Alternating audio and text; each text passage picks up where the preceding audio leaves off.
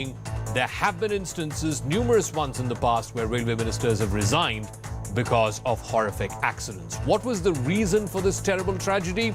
Yes, there is a CBI probe that's on. The Commissioner of Railway Safety is also probing. Was it an upfront accident, or can a sabotage angle not be ruled out? That's what we'll try and get to in just 1 second. But first, the story of one of the worst accidents that India has ever seen.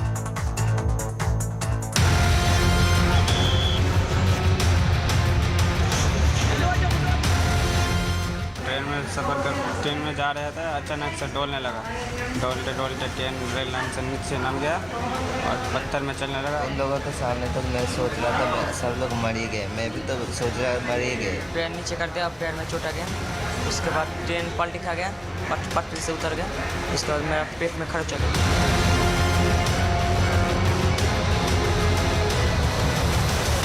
एकदम normalisation की तरफ ले जाना है और बहुत ही संवेदना के साथ जिन परिवारों के मेंबर्स खो गए उनको किसी न किसी जल्दी से जल्दी उनके पास उनके परिवारजन पहुंचे। ये हमारा दायित्व अभी खत्म नहीं हुआ।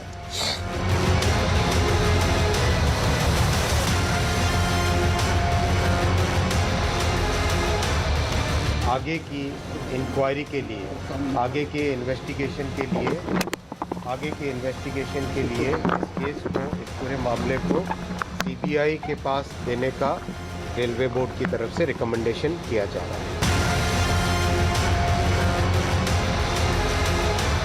We are standing outside the station and this is the relay room of the station. In this room, that automated software, automatic logic system is placed, and generally there is no chance of doing something with it. It is the fault of the British that the train has crashed. No, the Congress minister, I remember, said it is my responsibility the train has crashed, I am resigning. अब ये कैसे accident हो गया है इसको तो देखना चाहिए ना। जो बजट पेश होता था वो तो उस तरह का प्रावधान नहीं ना होता है जी, नहीं तो एक एक चीज बात तो सबको मालूम होता।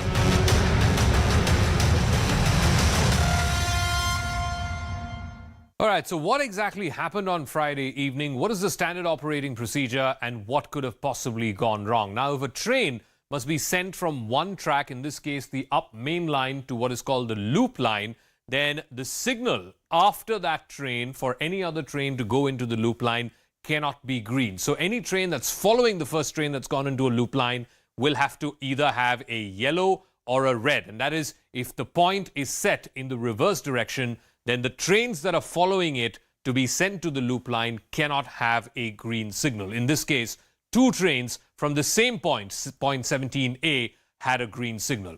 The goods train, that was the first train that was moved from the main line to the loop line, the up loop line, and then it was set in the reverse for the diversion. Now, the Coromandel Express, which was coming in the same direction, which was following the goods train, was also allowed to go into the loop line. The express was to pass through the main line, but the green signal was given for it to go to the loop line. Now, as per the station display, both the distance signal as well as the home signal were green. So it was not the driver's fault, because he saw the signal in front of him, which was green, and therefore he moved to the loop line from the main line. The express was diverted because the signal was green and it was traveling at speed. It was traveling at 120 kilometers an hour. It moved into the loop line from the main line. It was never meant to go into the loop line in the first place. The express, traveling at 120 kilometers an hour, then smashed head-on into the stationary goods train. And because the goods train was filled with iron ore, it was like going into a ton of metal, and that's why a bulk of the damage was taken by the Coromandel Express.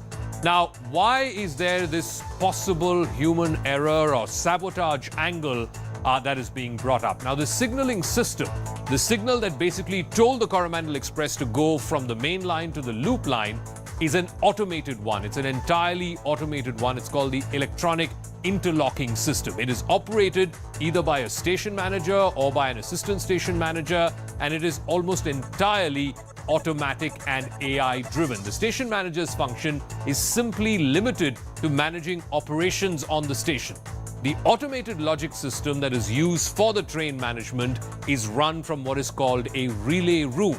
Now, once that system is set and it is tested, the relay room is under lock and key. Now, no ordinary person can go and just open the relay room. It cannot be opened without approval from multiple people, including the station master and the assistant station master. And there are also multiple keys that are required to open a relay room. The room can only be opened if there is a problem that is noticed with the system. Now, as of the information available as on date, there was no record, there was no logs to show that the relay room was opened on the 2nd of June, which is when the accident happened. So that leads to the question as to whether there was any kind of manual intervention to change the signal, because in this electronic interlocking system, it is nigh impossible that two trains were given the green signal to go from the main line to the up loop line. Let me now open this up to our panelists, because these are the technical parts. There is also the political element, which is that the opposition is asking for the railway minister's resignation. M. Shashidhar Reddy is former vice chairman NDMA and BJP leader. Meeta Chakrabarti, spokesperson of the Congress party. Shiv Khera, a very famous author, is joining us on the broadcast this evening. Prempal Sharma is former executive director with the Railway Board. And Professor Monojit Mandal, TMC sympathizer, is also joining us. Mr. Shashidhar Reddy, let me start with you first. The entire opposition, from Rahul Gandhi, Nitish Kumar, Mamata Banerjee, they're all asking for the railway minister's resignation, saying that there is precedent. There have been instances in the past when railway ministers have resigned. So should Ashwini Vaishnaw. How will you respond to that? Check. All right, we'll get to Shashidhar Reddy in just 1 second. Let me ask Meeta Chakrabarti that. Would you rather that the minister resign, or he stays there, faces the music and fixes accountability for what went wrong, as he's doing there over the last 3 days now? Okay, good evening to all your viewers. This is just not one train accident. This is probably the deadliest train accident in the past few decades, with more than 280 people dead and more than 1,000 people injured. Some of them are still critical. Now, yes, we want accountability to be fixed, and we want the railway minister to resign, but it is just not about one resignation. It is about having a relook at the entire process and finding out areas of gap which had led to such a horrific incident. I want to make a few very quick points, and please give me some uninterrupted time for that. Is it not a fact that in the recent time, we have seen about 75% of train accidents happening due to derailment? One of the major causes behind derailment is poor track maintenance. Is it not a fact that the track renewal funds have been reduced in recent years? And I'm going to quote the figures from Friday 1780. had nothing to do with derailment or with track renewal. Ma'am, the accident that happened on Friday has nothing to do with derailment or track renewal. It was an error in the electronic interlocking system. This is about the overall process. The track renewal funds have been reduced. The safety alignment, there was a Rashtriya Rail Sanraksh coach that was given an outlay of 1 lakh crore over 5 years, with an annual outlay of 20,000 crores. That amount of allocation had been reduced. Only 75% were released by the railways. But ma'am, on the none 9th of that of has February, we know anything that to do with what happened on Friday. Can we talk about what happened on Friday, please?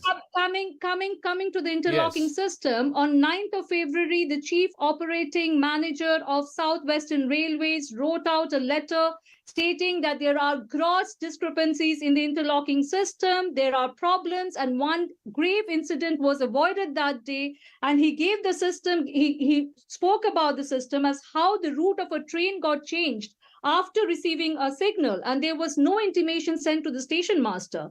So my limited point is, what steps were taken after this? Is it not a fact that the Indian Railways have more than 3 lakh vacant positions and they're highly understaffed?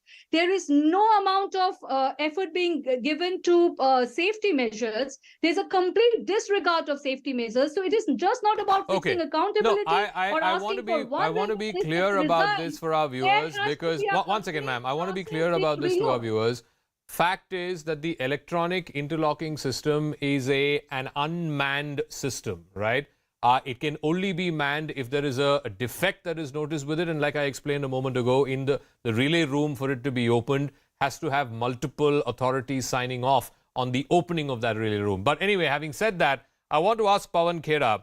Pawan Khera, this is what the opposition has been saying from Rahul Gandhi, Mamata Banerjee, and they're all asking, there have been instances when Mamata Banerjee was a railway minister, she stepped down. You had Nitish Kumar, who was a railway minister, he stepped down. So if it is applicable to previous railway ministers, and of course the most cited example being that of Lal Bahadur Shastri, if it is a precedent, then why should it not apply to Ashwini Vaishnaw? After all, this is one of the worst accidents in Indian rail history. Pawan Khera. Sorry, Shiv Khera. I'm sorry.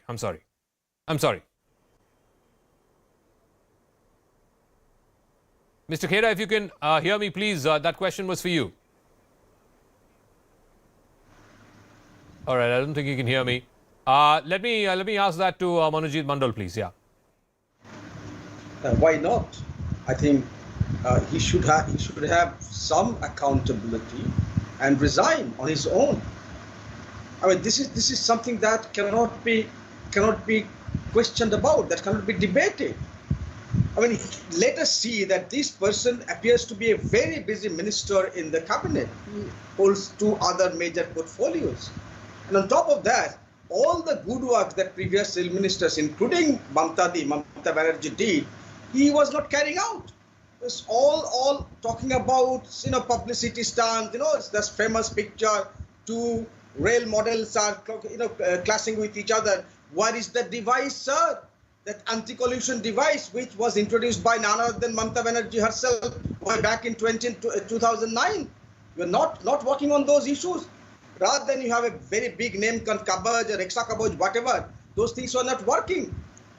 When 2 trains are coming on the same track, that particular device should have been there and it would have worked and saved life. Let me tell you, Jaka, the same thing happened 2 days back in Howrah railway station as well. Again, the 2 trains came on the same track, and it was saved because of the station masters and because there was an anti-collision device. I'm talking about what happened day before yesterday near Howrah. Nothing is right with the Indian railway system, and on top of that, we are all introducing bullet trains, Vande Bharat, all those high-speed trains. And let me tell you, do we have the infrastructure to run all those big high-speed trains? Not possible. You are spending 1 lakh crores on one single bullet train between Ahmedabad and Mumbai. 50% of that amount is spent on the railway track. These accidents should have been avoided. Professor Manojit Mandal, no, one second. You had asked a question specifically about railway safety fund. One second, sir, hear me out. Now, I've given you adequate time. The Rashtriya Rail Sanraksha Kosh, which is the RRSK, was started in 2017. It has a corpus of more than 1 lakh crores to be utilized over a period of 5 years, starting 17-18, going all the way to 22-23. So and the railway says, one second. The railway says it has spent more than this 1 lakh crore that was allocated for the railway safety fund. Now, Shiv Khera, what the opposition is saying is ultimately the buck stops with the minister and the minister should resign. Now, would you rather have a minister who resigns, unable to face the heat, or would you have a minister who is there on ground trying to fix responsibility for what happened, who is there on ground ensuring that the dead bodies are identified and the near and dear ones can reclaim those dead bodies? Would you have someone who is on ground, rolling up his sleeves and trying to fix accountability, or do you want somebody who escapes that by saying, okay, I take moral responsibility, I'm stepping down? Shiv Khera. Well, I would recommend that a person roll up their sleeves, go down to the site, get the cause sorted out, and then take corrective actions and make sure that such things don't happen. We cannot run away from it. An accident is an accident. We need to understand, was it a mechanical failure or was it a people failure? I heard Prime Minister Modi say, if we find out anybody it was a people failure, then they will take any kind of an action deserved and an immediately basis right now, and they should be punished, no doubt about it. But the key is, if it is negligence, and obviously, eventually the accountability is for the minister, because the last person, that is the last person, always a top guy has to take accountability. You can't run away from it anyway. But at the same time, one has to go get to the cause and figure out what caused it. And if we understand the purpose of post-mortem is so that future such accidents can be prevented, they don't happen again. Okay, now so I let me don't ask understand. Prempal Sharma then, that, you know, on the one hand, we are told that it was the electronic interlocking system where there is almost zero human intervention or human interface that was responsible for the accident. And yet at the same time, we also had the minister say that the root cause has been identified, the principal people behind it have been identified. Tell us, how could this have happened? And also questions are now being asked about why the CBI should be probing this, and that too for potential sabotage. Are we to believe that someone intervened in this electronic interlocking system and changed the code or changed the signaling in a way that two trains were given the green signal to go into the same loop line? Sir, whenever everything is... Mr. Prempal Sharma, please. Thank you. Sir, don't you feel for last more than 24 hours we are debating this, the causes. This is just speculation what might have happened. And one step after another we are reaching to their conclusion that there may be some electronic failure or something. As you already reported, our Honorable Minister is already there for last 3 days. Railway route has been restored. And I think every step is being taken. Now the question of CBI, what you raise, that is also equally important because everybody asks for such kind of report. So now there is no harm in having one hand we are having Commissioner for Railway Safety, Railway team is also investigating and CBI also. Don't you feel that all these conclusions, and I am sure this government is very quick in taking action as my past experiences. No, politics, I want you to explain, Mr. Sharma, to our viewers, how in this electronic interlocking system where there is minimal human interface and human intervention, how this could have been tampered with, either for sabotage or maybe even negligence. Oh no, that's why what question you are raising, that we are also in doubt that how it happened. When the signal was green, then all of a sudden it changed. Where was the mistake? That the ultimate purpose of CBI and Commissioner of Safety. I think forecasting anything or guessing something and giving to some conclusion is not perfect. And now I will come to that. That in past also somebody raised the question of the 3 lakh vacancies. I think the railway is already doing that, that the economy is also. But now my suggestion will be, now we must have our review our priorities. Whether we need speed, the facilities of the global facility like Europe. That is my conclusion is that middle class of this country is compelling government for such kind of trains like Vande Bharat, and in democracy we must hear that class also. But now there is a time that we should review that safety of the passengers. No doubt that the tragedy is one of the worst in the country. But government, I think that already indicated by the number Prime Minister and Railway accidents that we will look in a 5-year period compared to 2009 to 13 and now between 2017-18 to 22-23, the number of train accidents has come down. But I want to ask Mr. Shashidhar Reddy, who is just joining us, that the opposition is saying that safety has been compromised, that some of the safety funds have been underutilized, and ultimately the buck has to stop with the minister.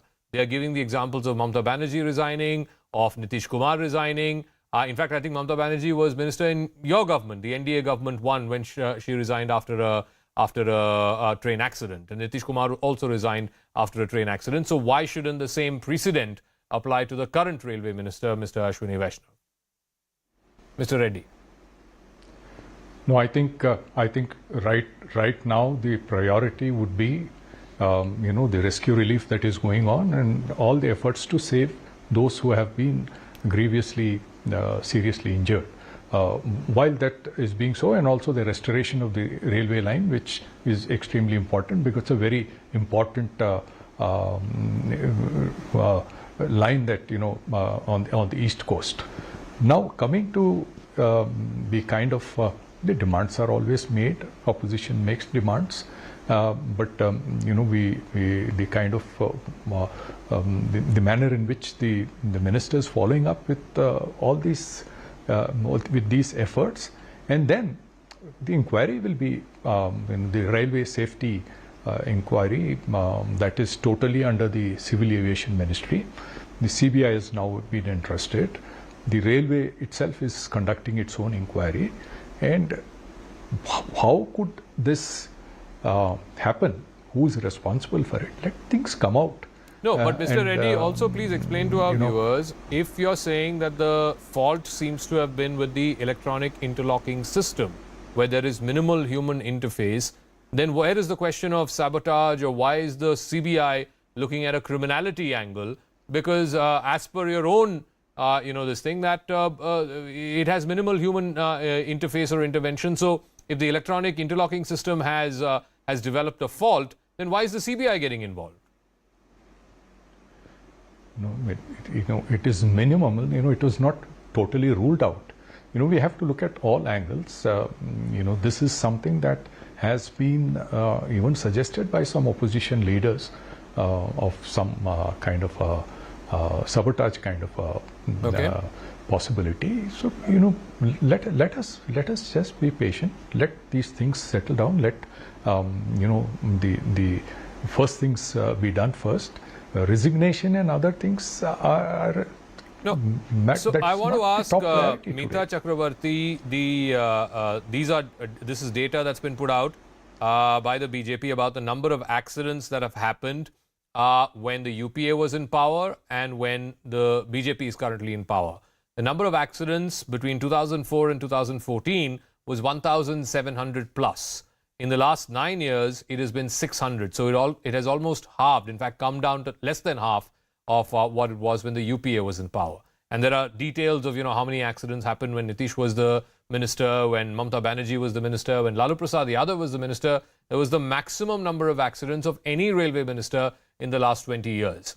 So the Congress asking for the resignation of the current railway minister is a bit rich, because the number of accidents were manifold more when the Congress was in power.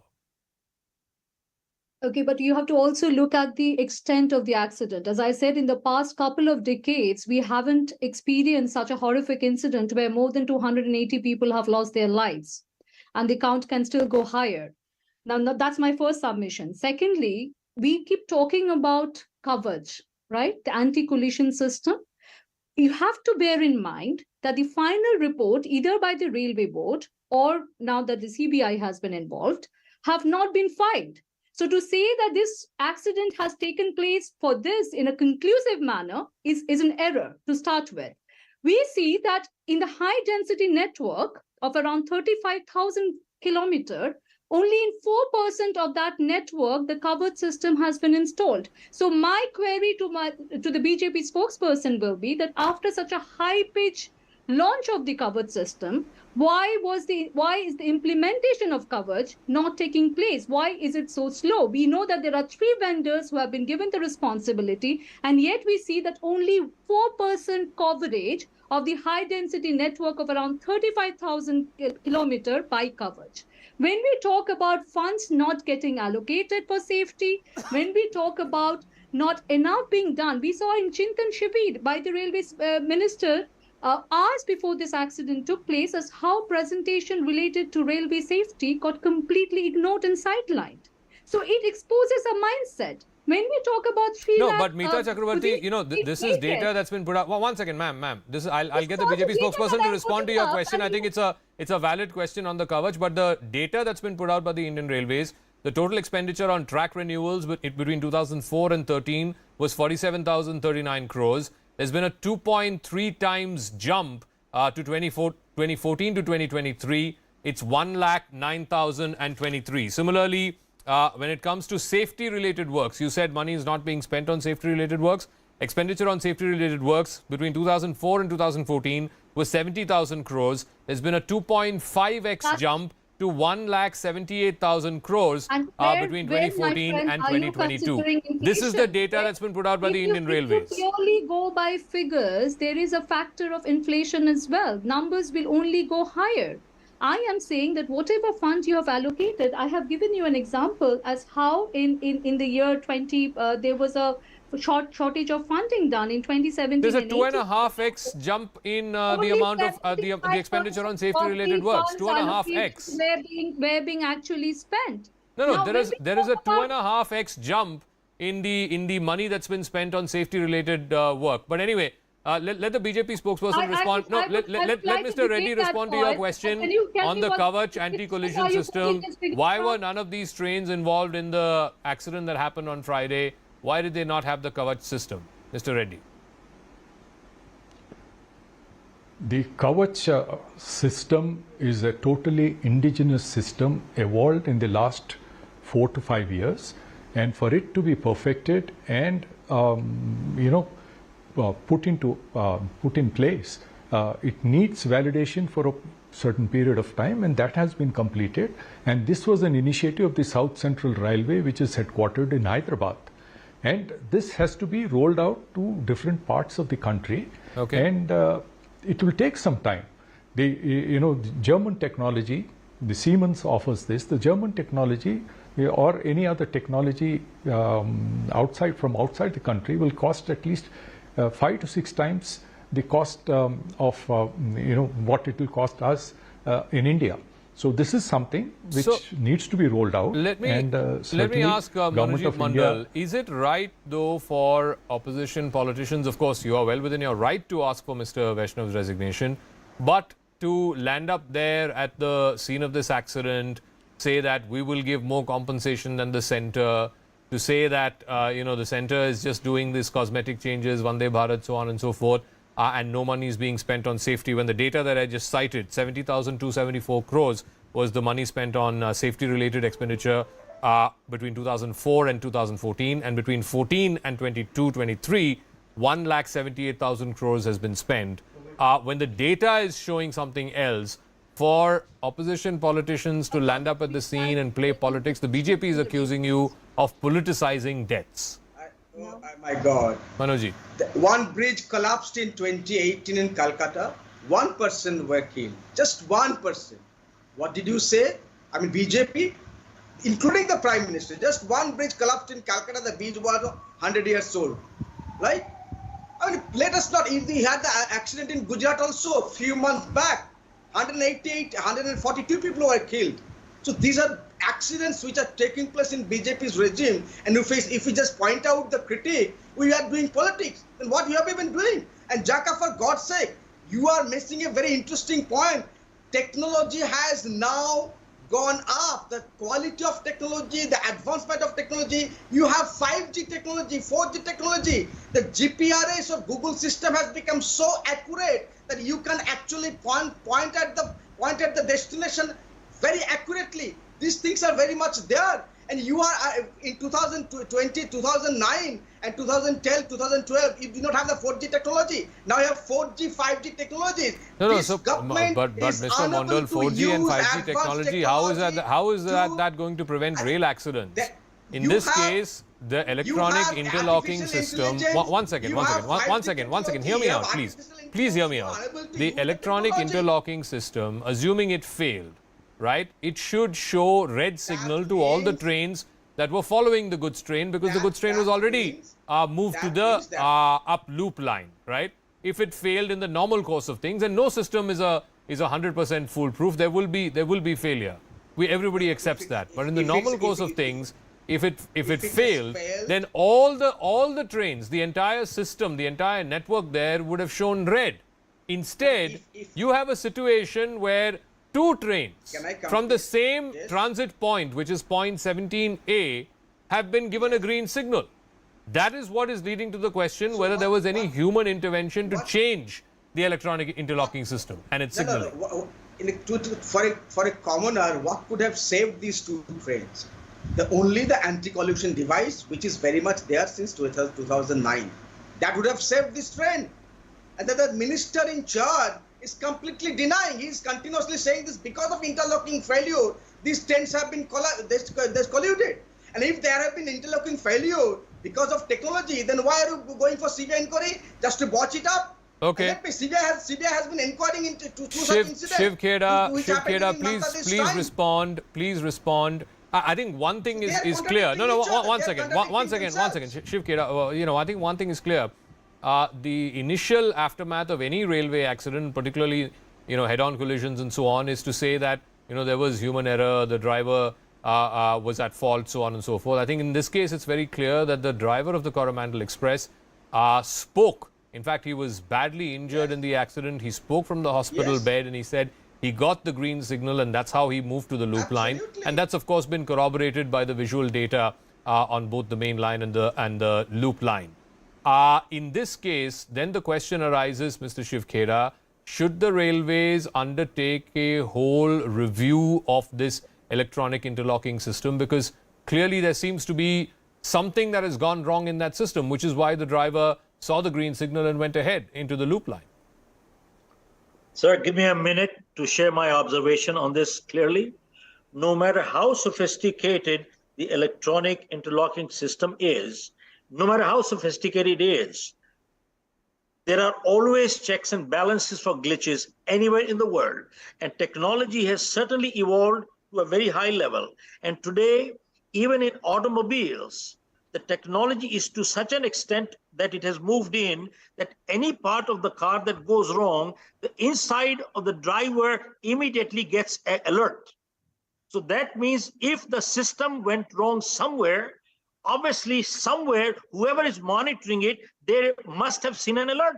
If they have not seen an alert, that means either they were not there, or they were not watching, or they were not observing, or they were not careful. Something is wrong somewhere. To me, it is not just only an electronic system failure. It is basically somewhere, to my knowledge, there is a person monitoring all that. Somewhere that person went wrong. So let me ask Mr. Prempal Sharma, how do you explain this? The central control room, there the displays are showing properly. When you come down to the brass tacks at the display on the railway station, there it is showing something different. How does one explain that while on the central room the system seems to be working perfectly fine, but on the ground the signal has been altered? In a system, in an electronic interlocking system where there is next to zero human intervention or interface. Mr. Sharma. No doubt this is a really big question, that how it all happened, but the whole conclusion from all these debates and your what I will recommend, or this is my suggestion, is that we have to review all safety measures. And somebody has just now recommended that machine is not always that important, that man behind working is also equally important. And we should, whatever the safety posts are lying vacant, we must try to fill that up. Cover system, which has been already proved, that should be given priority, and our priority has to be for the passengers trains in every train. More than safety, more than facilities, which the all middle class and everybody, those who feel that all the air facilities should be available in the trains, that should be kept aside, and first we should go for the safety. That is, whether it is on the infrastructure, wagons, or the safety measures. And the Government of India, or the Ministry of Railways, already doing for last almost 8-9 years, they have done wonderful job. You already mentioned all the data. Accident has been minimum. No doubt the reason has been also that during Corona days, that was the minimum operational activities of railways, but there are things are on the right track. And so, we hope so then, Mr. Reddy, how do you respond to the criticism? It's come from former railway board officials, it's come from those in the opposition as well, that you're spending money on all these cosmetic changes, adding Vande Bharat, increasing speed of trains, but on the most basic thing, which is safety, you are not giving that as much priority. Mr. Reddy. I think just a while ago you mentioned about the kind of money that was spent on various measures to improve. Also reeled out figures on how the number of accidents have come down during the last few years of the present government. Now, without getting into more details on this, I think when I managed disasters in the country as the vice chairman of the NDMA, one thing that we always must remember, that every disaster should serve as an opportunity to learn from it. There are lessons to be learned, what went wrong, and what needs to be done to ensure that such things do not recur in the future.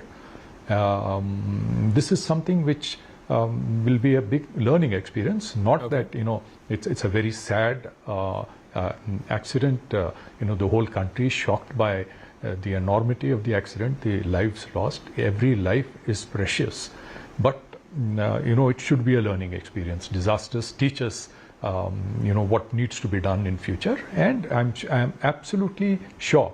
When the Indian Ocean tsunami occurred in 2004, 16,000 people died in the country. But now if a tsunami occurs, not a single person is going to die, because technology has been made use of, and we have a system. I was asked at one time, why was this not done earlier? Because those are the figures it's playing on the screen when each of these ministers was there as railway minister. Lalu Prasad Yadav, there were 550 collisions. Nitish Kumar, there were almost 1,000 collisions. When Mamata Banerjee was railway minister, it was 800 plus collisions. These figures are far more than what it is for the current railway minister. So how then do you explain when you say that you want the minister to resign? Of course, like I said, the opposition is well within its right to ask for it. It's a political demand. But the figures of each of their tenures as rail minister paints a different picture. Allow me to respond. It is a not like-for-like comparison at all. You have to bear in mind two things. A, the extent of this accident, and secondly, the fact that with technology being more progressive, with progression in technology, we are coming to a situation where we should be able to avoid such accidents, not have more horrific accidents. Technology has evolved. If we are talking about the covered system, if you're talking about an automated interlocking system with practically zero manual intervention, as you have mentioned, it is because there is more evolution in technology. So to compare so the this number with of what accidents therefore has come down. To say that there should be zero accidents, no system in the world has zero accidents. I mean, rail systems in the US and UK have also seen accidents. Please allow me to respond. No, I know. I'm saying, yes, you have a point that technology evolves. Obviously, the technology of 2023 is far more advanced than the technology of 2004. Therefore, the number of accidents have come down from 1,711 20 years ago to 600 in the last 10 years. So you have just mentioned Mamata Banerjee. We are politically opposed to Mamata Banerjee in the state of West Bengal. But even then, Mamata Banerjee did resign. And we have seen Nitish Kumar, we have seen Lal Bahadur Shastri, we have seen Madhav Rao Sindhya, who were Congress ministers, who had resigned after train accident. So it is about taking accountability. Human lives are not cheap in India. It is about there are more than 280 human lives lost. Somebody has to take accountability and moral responsibility of that. Okay. And it's just one resignation. You have to put this in the whole perspective when we talk about the Shiv Khera to respond. I think this has become a bit of a familiar demand every time there is a rail accident or even an air accident, God forbid, that the minister should resign. Would you rather have a minister or ministers, he or she, face the heat, sit in that chair, fix accountability for what went wrong, face tough questions from the people, from parliamentarians, and try and solve the problem? Or would you have a minister who says, okay, I will take moral responsibility and I will step down? I'm okay with a minister being sacked. Yes, that is a different nature altogether. That's a different beast altogether. But just to say, okay, I'm taking moral responsibility and I'm stepping down, does not solve the problem. Shiv Khera. May I? Yes. Hello? Yes, go ahead, Mr. Khera. That question is to you. Okay. Now, first of all, I know of the railway minister, whatever, I don't know him personally, but whatever I know of him, I understand he's a very responsible person and of a great high character, of high moral value. I would rather have him face the heat from the country and the parliament and the people and the accountability rather than resign. Because if the person is good, no matter who the next person is, such accident can happen in future also. But the most important thing is that if this is a learning experience, if they can learn and understand, but I personally feel very strongly it is very easy to blame technology. Personally, I feel there are some people involved behind it. Otherwise, such things cannot happen, such magnitude cannot happen. So in my opinion, I think let them face the heat, face the parliament, face the people, and be accountable and be answerable to it. That is my take on it. All right, we'll leave it at that. We'll see how this story plays out. Like I said, it's now been handed over to the CBI. The CBI will be looking at, among other things, if there was any criminal element involved or any criminality in the accident, including that of sabotage. We'll have to wait and see how that investigation pans out. Meanwhile, let's shift focus to another important story. It's a brass tacks exclusive as the war in Ukraine rages with a possible Ukrainian counteroffensive going to start in the next few days. Saudi Arabia has also decided to cut production to boost oil prices. There's going to be a major impact on global dynamics. To try and decode the future trajectory of this war and also its potential implications, both strategic and economic, I'm now joined by the chief economics commentator of the Financial Times newspaper, Mr. Martin Wolf. So Martin Wolf, thank you very much for speaking with us here on Brass Tacks. Let's talk about the Ukraine war, because this has been the most consequential thing that's happened in the last year and a half. There's a lot of chatter now around a possible Ukrainian counteroffensive. There was a video that was tweeted out by their Ministry of Defense today saying it's going to be a silent counteroffensive. Vladimir Zelensky, the Ukrainian president, has gone around telling world leaders it's just a matter of days before this counteroffensive begins. How do you see this war playing itself out through this summer offensive? Well, I have to stress that I'm an expert, if I'm an expert at all, on economics rather than strategy and military strategy. So I'm relying on the views of others. And I think my sense is there are very widely divergent views among strategic experts on the West on what will happen with this counteroffensive.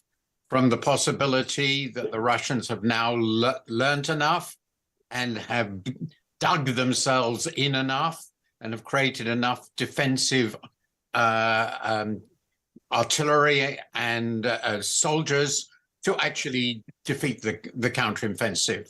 The general rule, as I'm sure you know in military affairs, is that you need a very substantial military preponderance across all the arms if you are to win in an offensive against a well-entrenched opponent. Ukraine is obviously a smaller country with a smaller army, so there's a perfectly plausible view that despite the assistance Ukraine has got from the West with equipment, that it just won't have enough to break through and fundamentally reverse and defeat the defensive positions of the Russians. So that's one point of view. That will be very important. It would be becoming a stalemate then.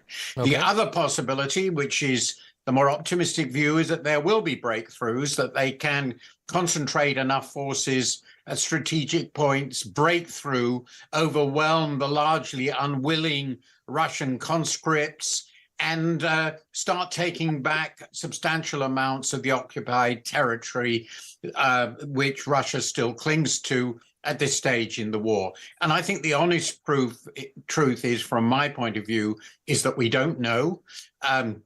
There's considerable doubt about how it will go, but I have a feeling that towards the end of the summer, we will have a much clearer view than we now do of the future of this war militarily. Is it a stalemate, or is it going to be a fundamental defeat for Russia? It doesn't seem very likely, at least in the near future, medium future, unless we stop arming Ukraine, that Russia will be able actually to defeat Ukraine and conquer it. That seems more or less inconceivable. But the other two outcomes are still live. So the point then is something's got to give. You have this situation where Ukraine, as things stand today, has to settle for some of its territory, which was in its control before the war began, now in Russian territory.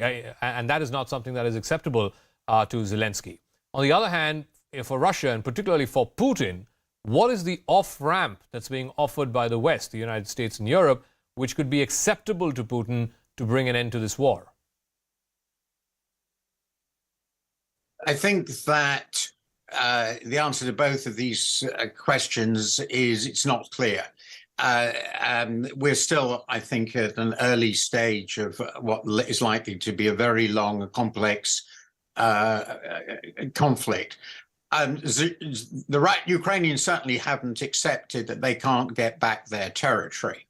If the offensive goes very well, they might be able to get a substantial part of their territory in eastern Ukraine. If they were able to do so, they could cut off Crimea from overland support. And in the long run, I think the Ukrainians hope that will allow them even to get Crimea back, though this is, of course, very, very unlikely to happen, as you suggest, in the near future. Now, from Putin's point of view, he might well take the view that not losing is winning, i.e. he will have gained a substantial part of eastern Ukraine, which he sometimes seems to indicate is his priority. He seems to have changed his views on this not infrequently. And he might take the view that that's enough. So let's suppose that you're right, that the Ukrainians do not reconquer all of the east, certainly not Crimea, but on the other hand, Russia doesn't decisively defeat Ukraine and break through. What are the outcomes? I think my view for a long time is that the most likely outcome is a peace of exhaustion, not a peace at all, a ceasefire, at least a ceasefire in which neither side accepts the outcome, but nobody wants to go on. That means that neither side accepts defeat, neither side actually is win victory. And I should point out that Korea has had a ceasefire since the early 1950s. Nothing's ever been settled. I don't know whether that would be possible. A full peace in which would create a situation which both sides are prepared to accept seems to me very, very remote at the moment. I don't know how it will be guaranteed, which would be crucial.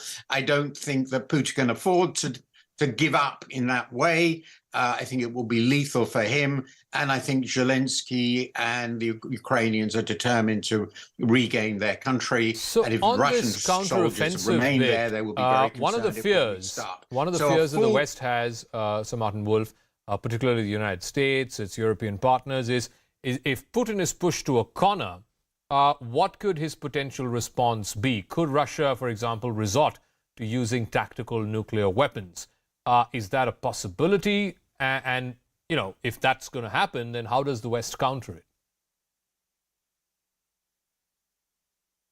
Well, it's obviously a possibility. One of my rules in life is that if you're predicting the future outcomes on the psychology of one human being, you have a terrible problem. Because a single human being, as surely all of us know, if we're adults, can do very strange things.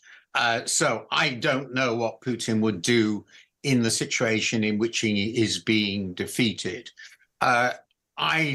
My guess is, and it is, I think, a reasonably informed guess, that Putin is pretty cautious, ultimately. He showed it famously in the long table he sat at, so that all his colleagues were 30 yards away when he was frightened of COVID.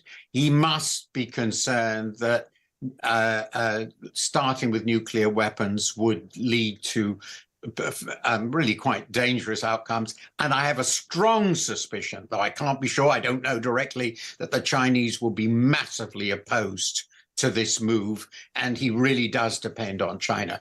So my guess is that it is far more likely than not that he will not use nuclear weapons, but I'm not sure, and I don't think anybody can be sure except possibly Mr. Putin, and maybe not even himself. I also wanted to ask you about this recent decision that happened over the weekend by Saudi Arabia to cut down on oil production. Obviously, this is going to lead to a rise in prices. And any rise in price is always going to help Russia because Russia is a big exporter of oil. What do you make of this decision by Saudi Arabia and this whole thing about, you know, the Russian economy collapsing because its oil exports have been sanctioned around the world? That hasn't quite come to pass. Well, there are two different questions there. It's perfectly clear, and I expected it, that Russian oil will be rerouted. And countries like yours and China have got a bargain as a result. As I understand it, the oil is significantly cheaper than world prices. though you would know more about this than I do, and Russia is a forced seller. And I've discussed in previous interviews with Indian broadcasters.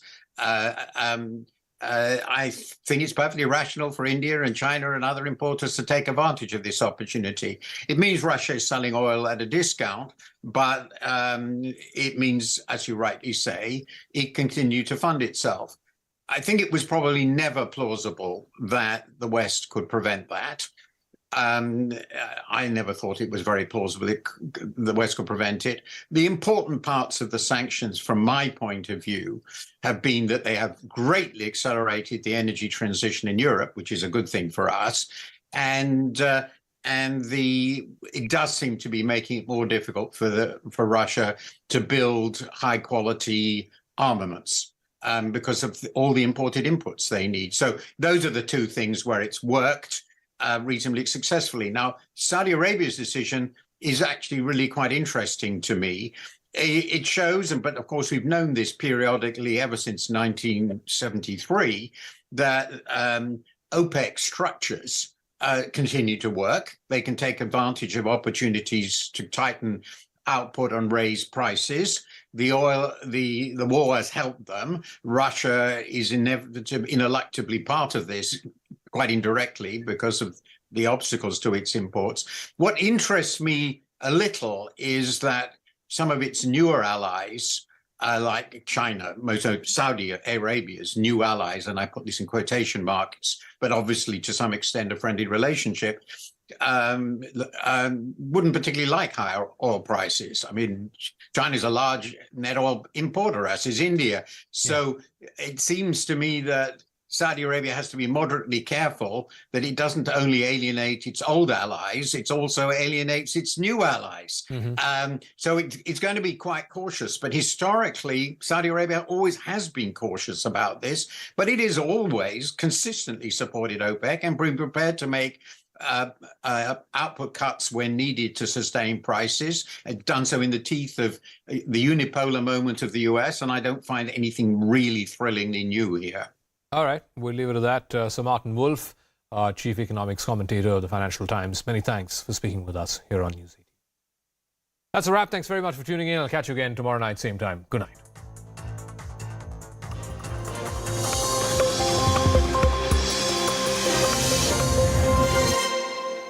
It was supposed to pass through the AAP main line, and before that, one goods train was coming from the same direction, and it was made stationary, and that is why the loop line was set. Facing point number 17A was set in a reverse direction, and the goods train was taken in the AAP loop line, and it was made stationary. It was made pass, right? Then the Coromandel Express was about to pass through the same line, the main AAP line, and the signal was given that was green. Now the question is, let us just understand this signaling system of this Bahanaga Bazaar station. This is absolutely based on electronic interlocking system. This is a software logic based, very robust, reliable, and fail-safe system. As you were saying that this system is developed over the years. Now just let us try to understand the signaling system. The logic says it's a absolutely software logic based system. The logic says if any point is set in a reverse direction, then the signals behind it would be either yellow or green. But in this case, it did not happen. Right. Two signals. Distant signal was green, the home signal was green. Then what went wrong? The experts say the signaling failure can't happen without a human intervention. You may ask, humans are involved in the train operations, but the probable human intervention in this case is different in nature. Right. Let's just understand why EI signaling system is operated from it's operated from the station building itself, and by either station manager or by the right. So there could manager. be a sabotage angle. Thank you, Dhrubajyoti, for getting us those latest details. This horrific incident that has taken place in Odisha, where close to 300 people have lost their lives. The charges coming in thick and fast from the TMC and the Congress calling for Ashwini Vaishnaw's resignation. Now, I want to ask both the Congress and the TMC spokespersons, both your party chiefs, Mallikarjun Kharge and Mamta Banerjee, have served as railway ministers. Can they boast of a stellar safety record? I'll take that first question with the Congress. I don't want to engage in whataboutery and how does it matter what our safety record was when it was. The question is, in this particular incident, why it has occurred and what were the warning signs that led us here. And those are the things that we actually have to consider. Why I'm asking that question is because you're asking for Ashwini Vaishnaw's resignation. That's why. Yes, and it's because that we have in the past taken moral responsibility when accidents like this have occurred and resigned, whether it was Lal Bahadur Shastri, whether it was Madhav Sindhya, whether it was even Nitish Kumar under the NDA. What about Mallikarjun Kharge? Take moral responsibility when accidents of this form actually happen. We have to talk about this is the worst accident that has happened in almost a quarter of a century. I want to get down to the facts of what were there any warning signs that could have helped us prevent this accident. And I want to start by talking about first the CAG report on derailment in Indian Railways, which stated that from 2017 to 2021, there were 1127 derailments, and a lot of them, or a majority of them, were because of shortfalls in inspections. The amount of money that has been given for track renewal has been decreased every year and has not even been utilized. You set that apart and you look at the fact that there are 312,000 vacancies in the railways. According to an article in the Hindu, which is as recent as last week, the consequential rail accidents year on year have gone up in the last 3 years from 27 to 34 to 48 this year. Manpower shortages are causing many of the loco pilots, which are basically a term for the train drivers, to work extremely long hours beyond the 12 hours per day maximum. Who is responsible for safety in the railways? Right. I completely understand your point. I completely understand your point, but I also want to highlight this fact. You are making this pitch that given the horrific nature of this accident, the railway minister should quit. I am asking your position because Mallikarjun Kharge was railway minister as well. Was railway minister as well. Let's remember 2013, December 2013, 26 charred to death as a fire broke out in the Nanded-Bangalore Express. Railway Minister Mallikarjun Kharge. In 2014, the Gorakhdam Express, which was headed towards Gorakhpur, collided with a halted goods train in close proximity to the Khalilabad station, resulting in 25 fatalities and more than 50 injuries. Who was the railway minister? Mallikarjun Kharge. Did he take moral responsibility? And let me tell you what's different this time. Okay. Let me tell you that on 9th of February this year, an internal report from the Principal Chief Operations of Southwestern Railways served as a post-mortem of a very similar incident that has happened in Balasore, which was averted just in time at Hosadurga station due to an extremely alert driver. He said in that report that there is a fundamental problem with the interplay between the interlocking system and the signaling system. And actually, in the most dire terms, warned that if the signaling system is not monitored and corrected immediately, it will lead to a very serious accident. This is just a...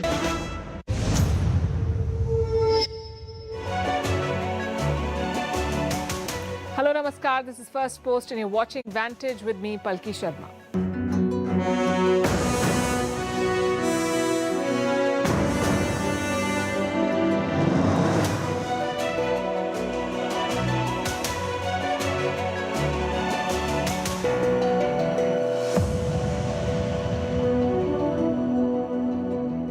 It's Monday night in India and we're making sense of the diplomatic battles fought over the weekend. The battlefield was Singapore. It hosted the Shangri-La dialogue. China sparred with America. Chinese experts pronounced their view on India. They said the Indian military is still playing catch-up and poses no threat to the PLA. There was talk of NATO Plus and whether India should join it. In the middle of all of this, Saudi Arabia dropped a bombshell. It is cutting oil output to boost prices. The markets reacted. Meanwhile, warships from Beijing and Washington almost collided near Taiwan. There's a video, and it shows how brinkmanship can blow up a situation. In Afghanistan, 80 schoolgirls were poisoned.